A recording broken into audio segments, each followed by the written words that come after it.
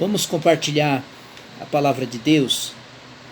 Primeira carta do servo de Deus, apóstolo Pedro, capítulo 3.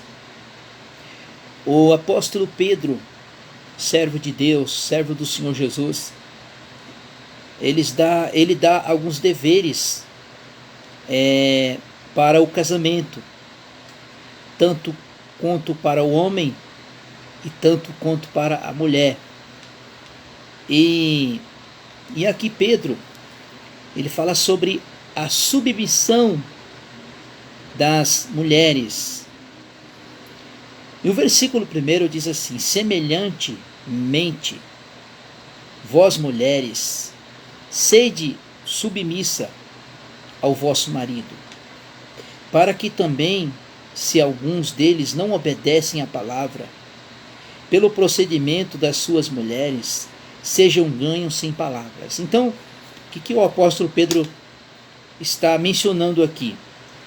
Que uma mulher cristã, uma mulher salva, ela vai ganhar o seu marido pelo seu procedimento cristão, pelo seu bom testemunho. E aqui Pedro está dizendo a respeito sobre a submissão, ainda que o seu marido, ainda que seu esposo seja um ímpio, que não seja salvo. Olha o versículo 2: observando a vossa conduta honesta e respeitosa. Vamos tirar um exemplo aqui. Se uma mulher que é cristã e seu esposo não é, ela dá um mau exemplo como uma cristã. Assim também no meio cristão também, não que sejam mulheres, que uma pessoa que diz ser cristão, que ser um crente, dá um mau exemplo, como é que as pessoas vão ver em nós um mau procedimento cristão? Então é isso que o nosso apóstolo Pedro está ensinando para as irmãs. O versículo 3: a beleza das esposas não seja um enfeite exterior, com frisado de cabelos e uso de joia de ouro ou de luxo ou dos vestidos.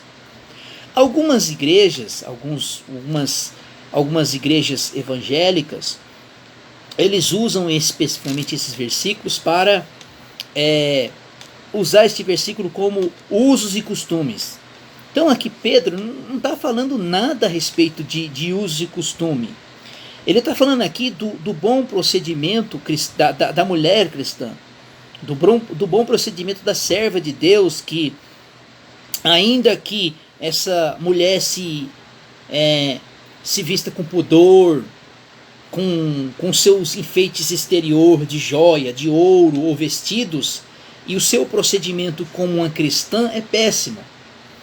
E que essa serva de Deus e que essa cristã, ela não seja o seu exterior, mas sim seja o seu interior. Então isso que Pedro está querendo dizer, porque algumas das igrejas colocam isso como pega esse versículo 3 aqui, isola ele e faz as pessoas, as irmãs, usar de usos e costumes. Então não tem nada a ver esse texto, este versículo, porque nós temos que entender uma coisa: nós temos que entender o seu contexto e o seu texto, porque se nós não entender o seu contexto, vira pretexto, vira religiosidade, vira heresia.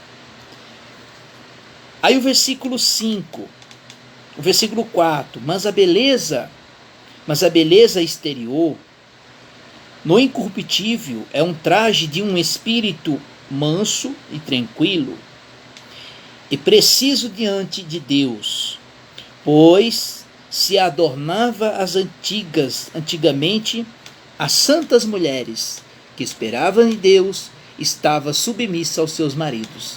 Você veja que o seu contexto do que Pedro está querendo dizer não é questão de usos e costumes, é questão de obediência das servas de Deus aos seus maridos, respectivos maridos. Como como assim se adornava as santas mulheres, esperava que Deus fizesse a obra nos seus maridos, nos seus esposos, né? Talvez, minha irmã, talvez você é até uma serva de Deus, vai para a igreja, mas talvez o seu procedimento como uma cristã, como uma serva de Deus, não é um bom testemunho para o seu marido, ou assim sucessivamente para os homens. Talvez o seu procedimento como cristão, lá na sua casa, lá na sociedade, lá no seu emprego, como é que as pessoas vão nos ver em nós como um cristão? Porque Jesus disse lá em Mateus capítulo, Mateus, se não falo memória, capítulo 7, que pelo fruto se conhece a árvore. Então, o mundo vai ver em nós um bom procedimento cristão. Tem cristão que compra, mas não paga, dá um bom testemunho, um mau testemunho perante aos que estão de fora. E aqui, Pedro também, ele fala em questão da perseverança dessas mulheres, ser perseverantes, submissas ao seu esposo, submissa a Deus, obedecer ao Senhor, obedecer a sua palavra, obedecer ao seu marido, ainda que ele seja ímpio, ainda que ele seja um injusto, mas através do bom procedimento da serva de Deus, ele vai se converter. Cremos assim pela palavra. Como Sara obedecia a Abraão, chamando-lhe Senhor, sois filhas dela, e fazeis o bem, e tenhais nenhum espanto. Igualmente vós maridos, agora aqui Pedro dá a recomendação para os maridos, para os homens. Igualmente vós maridos, vivei com elas com entendimento, dando honra à mulher, como vaso mais frágil, como sendo elas herdeiras convosco da graça da vida, para que sejam impedidas as vossas orações. Aí aqui, irmãos, no versículo 8, Pedro vai falar um pouco sobre o amor fraternal. Que é amor fraternal? É o sentimento de amor que eu tenho que ter para com meu irmão, assim como Cristo teve. A Bíblia diz que ele se esvaziou de si mesmo, né? O próprio Deus se esvaziou de si mesmo, tornou-se forma humana. Então, Pedro vai dizer, olha, finalmente, sede todos com um mesmo sentimento, compassivo, cheio de amor fraternal, misericordiosos e humildes. Não pagueis o mal por mal, e nem injúria por injúria. Pelo contrário, bendizei, porque para isso foste chamado, a fim de receberdes por herança. Pois quem quiser desfrutar da vida e ter dias felizes, refreia a língua do mal e os lábios dos que falam engano. Apartai do mal e fazei o bem. Busque a paz e siga, pois os olhos do Senhor estão sobre os justos, e os seus ouvidos atentos à sua súplica. Mas o rosto do Senhor é contra o que faz o mal. Ora,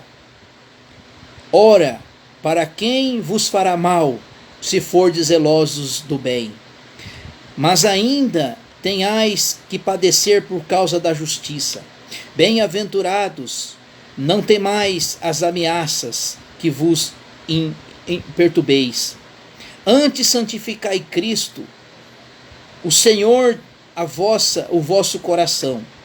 Estais sempre preparado para responder, com mansidão o temor de todo aquele que vos pedir a razão e esperança em vós, e tendo uma boa consciência, para que naquilo fala mal de vós, e de malfeitores fiquem confundidos, e que blasfemam de vossos procedimentos em Cristo.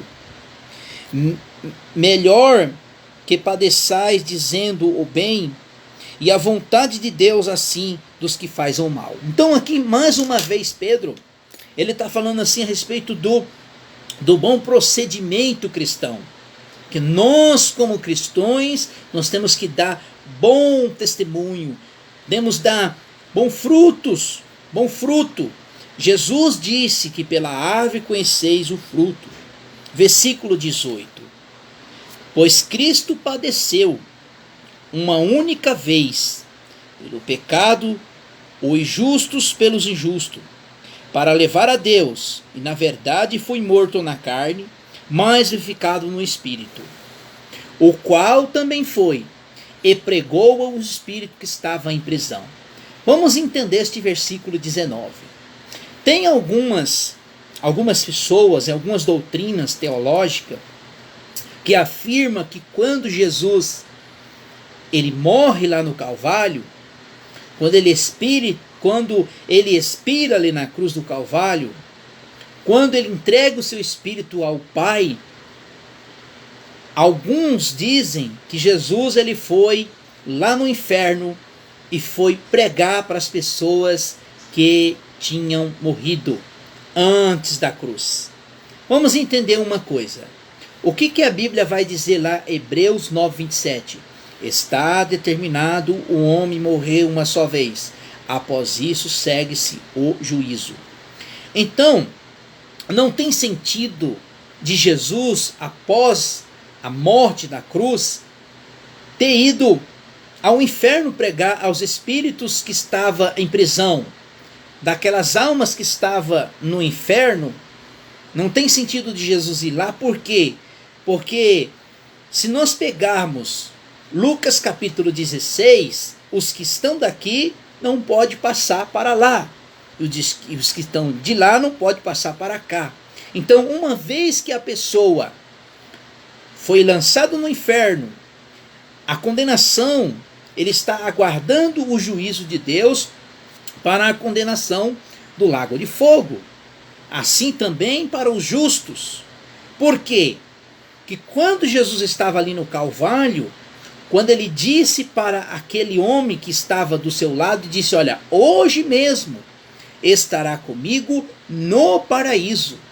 Então, o tempo que Jesus, quando Jesus morre lá no Calvário, então Jesus não foi lá pregar aos espíritos que estavam ali em prisão. Por quê? Quem é esses espíritos que estavam em prisão? Porque o próprio versículo 29 já nos responde tudo isso.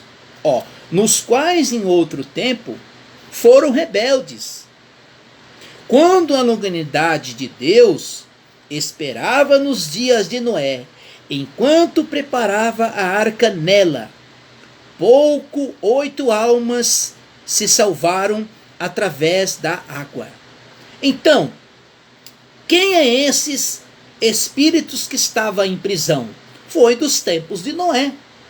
Porque o próprio texto vai dizer aqui que Noé foi um apregoeiro. A Noé foi um tipo Cristo. E quem é esses que estavam espírito e que estavam em prisão? Pela questão do pecado, irmãos. Não tem outra resposta. Nós fazemos uma boa exegese, uma boa hermenêutica deste versículo, porque você pegar que Jesus foi ao inferno e pregar para aqueles espíritos que estavam lá, aí você vai ter que me dizer que todos aqueles homens que praticaram as coisas ruins, que foram condenados, que receberam o juízo de Deus, lá de Sodoma e Gomorra, desde o dilúvio até a morte de Cristo, ou até também Judas Iscariotes, que também foi condenado pelas suas atitudes. Então, quem é esses que está em espírito em prisão? Olha o que a Bíblia diz aqui. Efésios capítulo 2. Efésios capítulo 2. Efésios capítulo 2 é assim, Ele nos vivificou, estando vós mortos em delitos e pecados, os quais andastes em outros segundo os recursos deste mundo, segundo os príncipes do poder do ar, E o espírito que agora que opera nos filhos da desobediência. Entre eles nós andávamos nos desejos da carne, fazendo a vontade da carne e dos pensamentos. Éramos por natureza filho da ira, como também os demais. Então, quem é esses espíritos em prisão? Os que estavam nos tempos de Noé. Noé foi um pregoeiro, Noé foi um tipo Cristo, o Espírito de Cristo estava lá, usando a vida de Noé. E a Bíblia vai dizer aqui que 8 almas se salvaram. Então, nós pegamos o seu texto e o seu contexto para analisarmos o que Pedro está querendo dizer. Então é muito claro o versículo 20. Nos quais em outro tempo foram rebeldes quanto à longanimidade de Deus. A longanimidade de Deus estava com quem? Estava com Noé. Deus usou Noé naquela época para pregar a essas pessoas que estavam aprisionadas pela questão do pecado.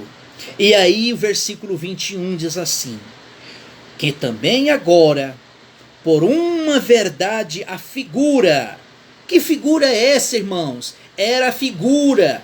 Noé era a figura de Cristo naquela época, dos tempos de Noé.